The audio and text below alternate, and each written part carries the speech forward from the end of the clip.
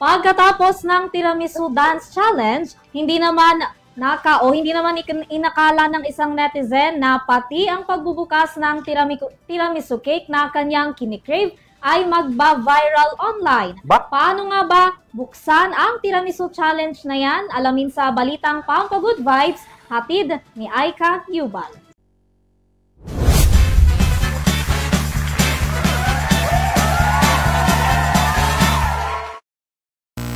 Oras na ulit para magpakalat ng good vibes. Hatid namin ang mga kwento at trending moments na siguradong magpapangiti at magpapasaya sa inyong gabi.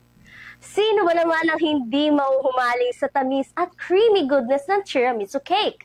Pero teka lang, hindi lang ang lasa ang pinag-uusapan natin ngayon, kundi ang kakaibang packaging ng isang shop na nagbigay ng malaking palaisipan sa mga netizens.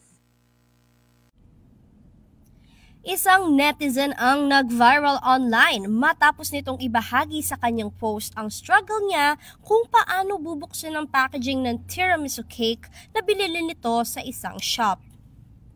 Makikita sa video na nakailang subok siya sa pagbubukas ng lalagyan, ngunit hindi pa rin ito nabuksan hanggang sa inabot na raw siya ng 10 minuto.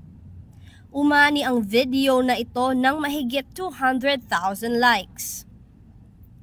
Dahil din dito, marami pang netizens ang nag-share ng kanilang sariling mga unboxing attempts sa TikTok, gaya ng post ng isa pang netizen na dinademonstrate ang pagbubukas ng package.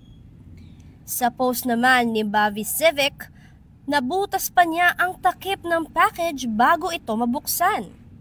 At dahil sa dami ng tanong at curiosity, hindi nagpahuli ang nasabing shop. Naglabas pa sila ng official tutorial video para ipakita ang tamang paraan ng pagbubukas ng kanilang tiramisu cake packaging.